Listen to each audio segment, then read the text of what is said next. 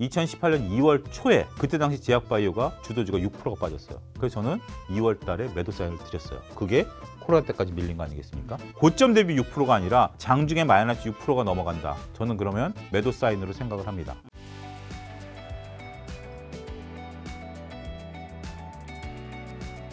자, 최근에 2차 전지 질주가 굉장히 강한데 여기서 뭐 더 간다, 뭐 밸류 높다 의견들이 이제 굉장히 날카롭게 대책하고 있는데요. 소장님 이 현상 한번 분석해 주신다면.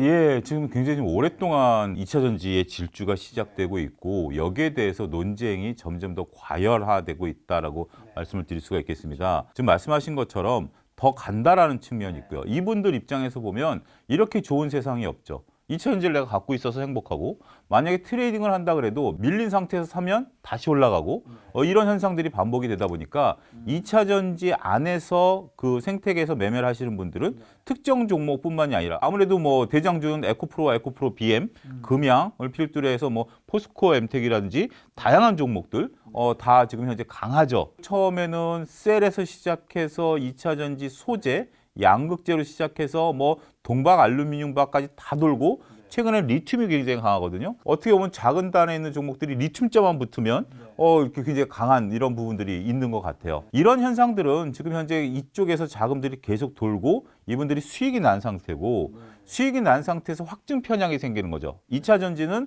지속적으로 갈 수밖에 없는 미래 성장성인 섹터다. 미래 성장성인 섹터의 과거와는 좀 다른 모습이죠. 우리가 뭐 바이오 같은 경우는 꿈을 먹는다. 어떻게 보면 인공지능이라든지 챗봇 같은 경우도 어떻게 보면 좀 꿈을 먹는 부분들이 있고 아무래도 이제 미국이 주도를 하는 입장에서 우리가 따라간다는 생각도 있지만 2차 전지는 글로벌리 우리나라가 굉장히 강한 주도국이죠. 그러다 보니까 이 2차 전지에 대해서 믿음이 더 확실히 드는 거고 2차 전지를 지금 우리가 쓰고 있고 보고 있죠. 수많은 전기차들이 돌아다니고 있고 내가 전기차를 몰고 있고 이 시대에는 더 커질 수밖에 없고 또 미국이라는 거대한 국가가 IRA 법에 따라서 막대한 투자를 또 하게 하고 있고 더군다나 이제 글로벌 저성장 속에서도 우리가 성장이 굉장히 목마른 거 아니겠습니까? 근데 이제 전기차라는 거라든지 아니면 2차 전지 좀 범용적으로 보게 된다면 이건 성장할 수밖에 없죠. 오히려 전기차로 한정해서 2차 전지를 보는 것은 불편할 수도 있습니다. 왜냐하면 우리가 뭐 드론이라든지 다양한 사물 인터넷이라든지 이런 게 되려면 2차 전지가 다 들어가야 되잖아요. 드론은 뭘로 날리겠습니까? 2차 전지로 날릴 수밖에 없겠죠. 물론 이제 다양한 하겠지만 나중에는 다 2차 전지로 날리겠죠. 나중에는 뭐 사물과 대화를 한다? 다 2차 전지가 들어가겠죠. 범용적으로 본다라면 2차 전지 시장이 커질 수밖에 없기 때문에 이게 성장을 할 수밖에 없다라는 측면에 있어서 이 안에 들어가는 소재단이라든지 그리고 이걸 기술 개발이라든지 이런 것들이 쉽지는 않다라는 거죠. 우리나라 2차 전지 업체들 같은 경우 대략 짧게는 몇 년에서 길게는 10년 이상 투자를 해왔고 그동안 막대한 적자를 다 이겨내 왔었던 거거든요. 그래서 이제부터 과실을 따먹을 단계이기 때문에 이 부분에 있어서 성장세를 부인한다? 이거는 오히려 말이 안 되는 거죠. 성장세에 대해서는 앞서 언급드렸던 것처럼 밸류가 높다라고 하는 측면도 인정은 해요. 이 성장성을 부인한다라는 자체는 제가 볼 때는 이 시장에서 접근하는 데 있어서 문제가 좀 있다라고 보는 거죠. 지금까지는 이제 긍정적인 얘기를 했습니다. 그런데 이제 한쪽 측면에서 보면 지금 현재 이제 가격에 대해서 주가에 대해서 얘기를 하는 거죠. 성장성에 대해서는 동의를 하지만 그렇죠. 주가가 과연 적정하느냐라는 거죠. 주가라는 것은 미래에 대한 가치를 미리 땡겨오는 부분도 있고 또 한 측면에서는 우리가 성장에 있어서의 시간이 걸린다라는 면 또 한 가지는 이런 시각도 있어요. 지금 우리나라뿐만이 아니라 중국도 알게 모르게 투자를 많이 하고 있고 일본도 그렇고 현재 유럽도 이제 이 투자를 시작하는 거 아니겠습니까?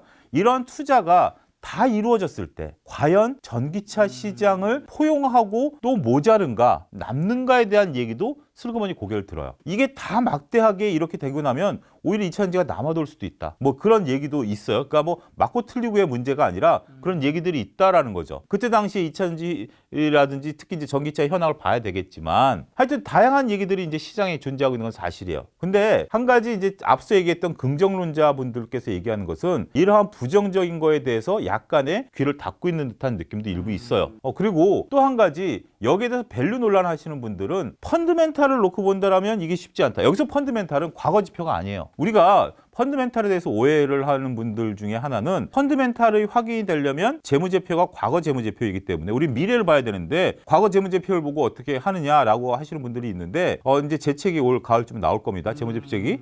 이제 미래를 보는 게 중요해요. 재무제표를 보시는 분들이 과거만 보는 건 아니에요. 그걸 바탕으로 해서 미래를 예측하는 거거든요. 미래를 예측하는데도 지금 당장 시간이 걸린다라는 부분도 그러면 자 이런 거죠. 만약에 2차 전지가 2025년부터 2030년까지 증설해서 그 효과가 나타나는 것까지 밸류를 땡겨왔다라면 그러면 주가는 그 상태까지 머물러야죠. 그렇죠? 지금 그 밸류를 반영했다라면 그러면 지금 들어가서 2025년까지 이 주가가 머물러 있어야 되나요? 또 한 가지 만약에 여기서 노이즈가 생기면 주가는 떨어질 수밖에 없겠죠. 선반영한 거니까. 그리고 선반영한 만큼 된다라 하더라도 주가 더 올라갈 수는 없겠죠. 뭐 여러 가지 논리가 가능하다라고 봐요. 저는 이러한 싸움을 이솝우화, 우리 이제 이솝우화라는 단어 아시잖아요. 이솝우화에 여우와 두루미가 서로 식사 장면에서 대척하고 있는 거라고 생각을 해요. 서로 주식시장에 있어서 과실을 나누려고 하는 부분 공통점은 있어요. 식사를 하려고 하는 거죠. 하지만 두루미 입장에서는 뾰족하게 되는 호리병 같은 데서 먹는 거고 여우 같은 경우는 넓적한 접시에 담아줘야 먹는 거 아니겠습니까?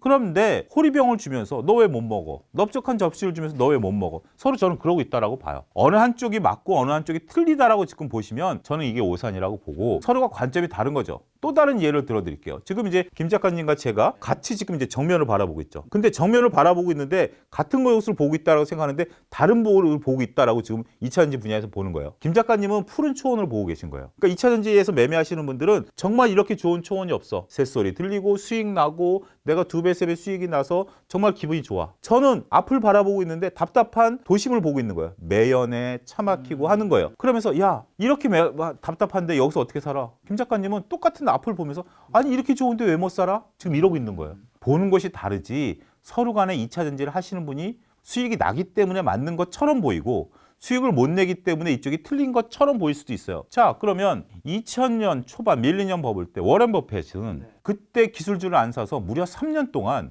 워렌 버핏이 욕을 먹었어요. 심지어 그때 당시에 무슨 얘기가 들렸느냐? 워렌 버핏의 시대는 끝났다라는 얘기까지 들렸어요. 기억나시죠? 네.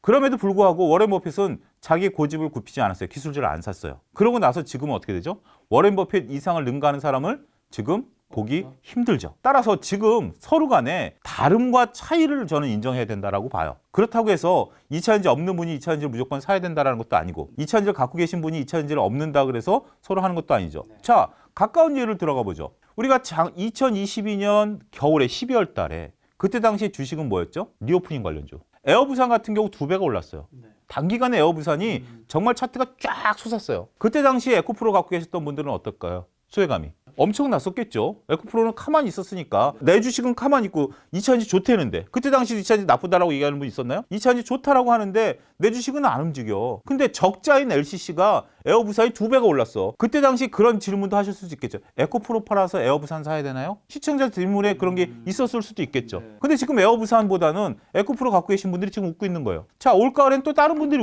웃을 수가 있어요. 에코프로가 빠지는 게 아니라 에코프로는 가만히 있지만 지금 내가 예를 들어서 무슨 뭐 화학주를 갖고 있는데 갑자기 무슨 화학 사이클이 와가지고 가을엔 또 화학주 갖고 계신 분들이 웃을 수가 있어요. 그렇다라는 거. 자, 저는 이렇게 말씀을 드리고 싶어요. 지금 2차전지가 올라가는 이유에 대해서는 뭐 이게 양극재니 음극재니 이런 부분들에 대해서는 정말 많은 분들이 얘기하고 계시고 시청자분들이 다 아시리라고 봐요. 제가 여기에 말을 더할 필요는 없다라고 봐요. 하지만 제가 말씀드리고 싶은 것은 여러분들이 중심을 잡으시면 돼요. 2차전지를 갖고 있다고 해서 내가 너무 어깨가 으쓱할 필요는 없다. 우리가 2015년에 제약바이오 갖고 계신 분들, 특히 이제 셀트리온 갖고 계신 분들, 그때 셀트리온에 대해서 부정적인 얘기를 하면 저도 지점에 항의 전화까지 왔어요. 방송에서 얘기를 했더니 그럴 정도로 했는데 지금 주가 어떻게 돼 있죠? 꼭 셀트리온처럼 된다는 건 아니에요. 근데 겸손할 필요는 있다. 두 번째는 내가 없다라고 해서 너무 조급해서 2차전지를 따라가려고 할 필요도 없다. 내 기준점을 갖고 투자하면 된다.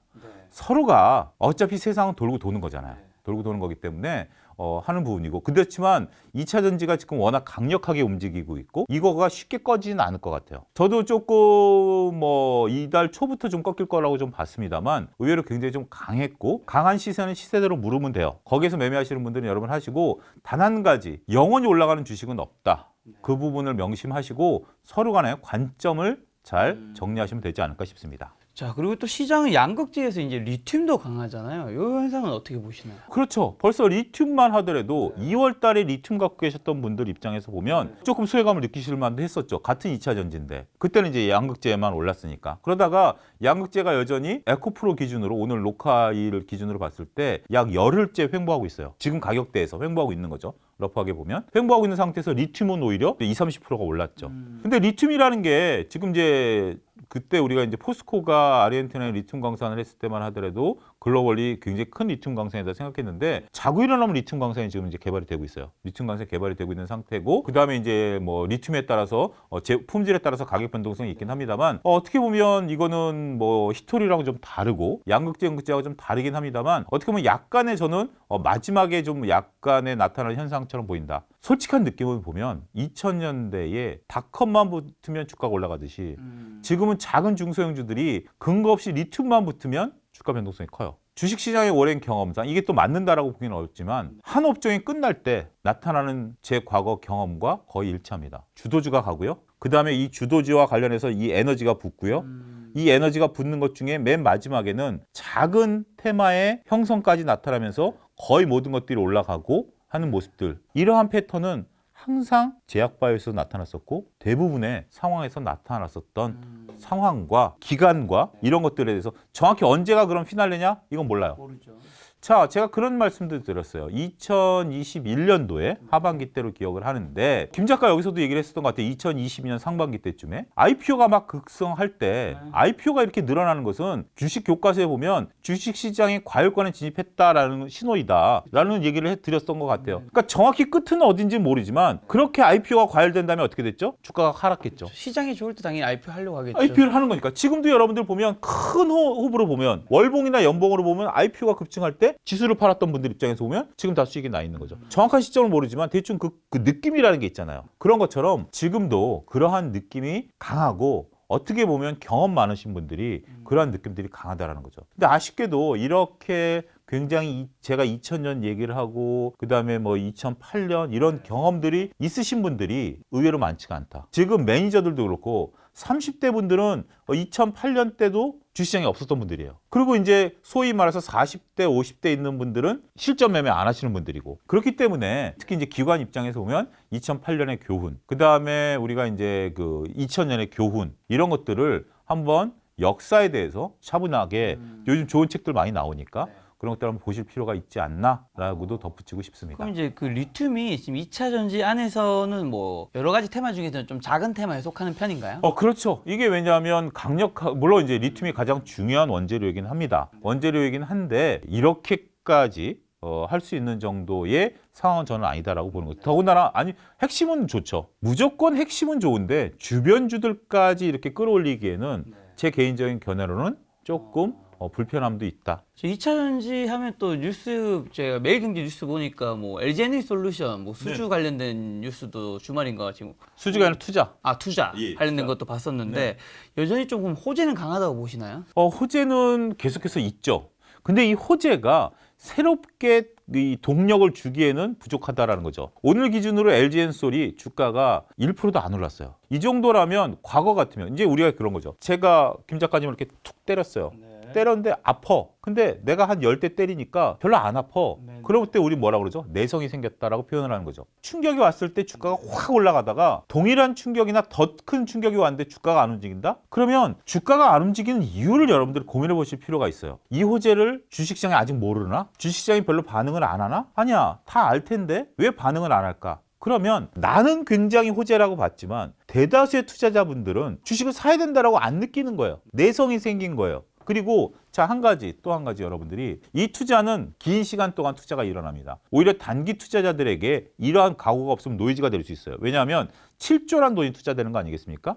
그러면 대략 지금 뭐 이런 저런 거 하면 많은 돈들이 들어가는데 단기적으로 재무제표가 악화될 수가 있어요. 현금 흐름이 악화된다라든지 뭐 갑자기 유상증자를 한다라든지 부채 비율이 올라간다라든지 이러면서 주가의 변동성을 줄 수도 있어요. 장기 투자자 입장에서 본다라면 이걸 견뎌내셔야 돼요. 단기 투자자 입장에서 본다라면 이러한 상황에서 이러한 것들을 모르고 있었던 분들, 각오 안 했던 분들이 주식을 던지겠죠. 그러면 그때는 살 기회를 보는 거죠. 그렇기 때문에 여러분들이 장단기에 따라서 상황이 좀 다르고, 두 번째는 이러한 상황들이 길기 때문에 그 사이엔 여러 가지 일들이 또 벌어질 수 있어요. 삼성전자도 지금 현재 미국의 IR법에 따라 170억 달러를 투자한다라고 했는데 벌써 금액이 1조가 더 붙는다잖아요. 그러면 IRA법에 따라서 수혜를 받아봤자 오히려 지금 역마진 날 수도 있다라고 보는 거잖아요. 원자재가격이 급등하니까. 조선주도 수주가 들어올 때 이익 난 걸로 봤지만 갑자기 원자재가격이 급등하면서 이익이 안 나버리는 상황이 연출이 됐잖아요. 이게 이제 막대하게 투자를 해서 이걸 만들어냈는데 갑자기 미국에서 또 다른 대통령이 바뀌면서 또 다른 상황이 변출될 수도 있는 거예요. 그렇기 때문에 이게 단순하게 지금은 호재라고 봐야죠. 호재지만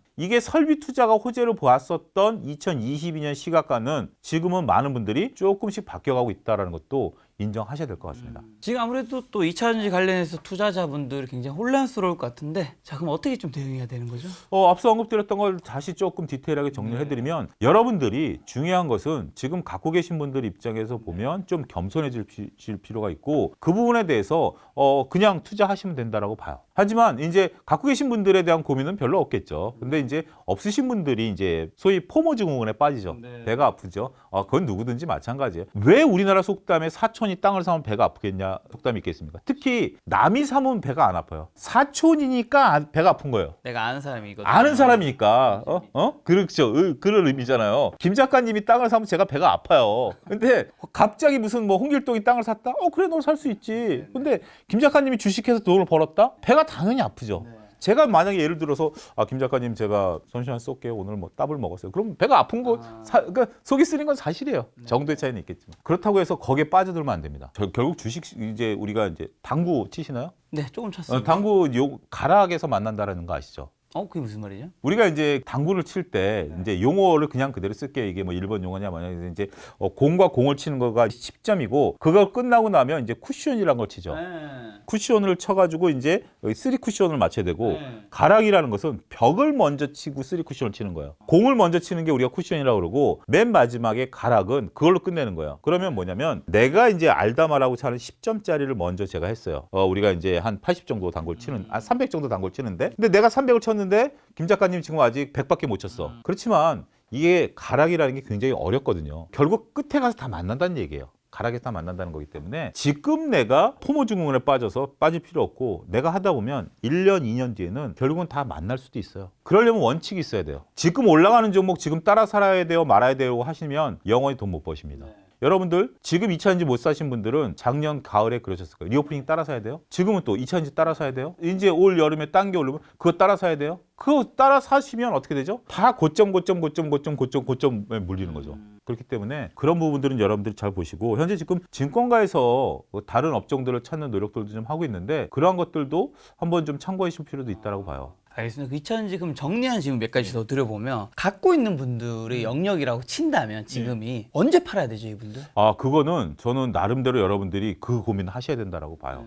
저는 이렇게 봐요. 우리가 이제 2차전지를 이제 사야 된다라고 하시는 분들이 그런 예를 많이 들어주실 거예요. 달리는 말에 올라타라. 근데 저는 그 속담이 굉장히 의미 있고, 저는 이렇게 해석을 합니다. 달리는 말에 올라타려면 말을 다룰 줄 아는 사람이 있고, 말을 못 다루는 사람이 있죠. 말을 못 다루는 사람이 달리는 말에 올라타면 어떻게 되죠? 낙상할 확률이 높죠. 위험하죠. 그렇기 때문에 이 속담은 주식을 다룰 수 있는 사람만 이걸 타야 된다고 봐요. 그 다룬다라는 것은 손절매죠. 달리는 말에 올라탔는데 이게 막 미친 듯이 뛰어가는데 내가 제어할 수 없는 속도가 되면 이 말을 쫙 옥죄가지고 말을 멈출 수 있어야 돼요. 이게 말을 다루는 거죠. 언제 말이 멈출지 모릅니다. 갑자기 멈췄을 때 말을 다루는 사람은 낙상을 안 하지만, 말을 못 다루면 말이 멈추면 튕겨나가겠죠.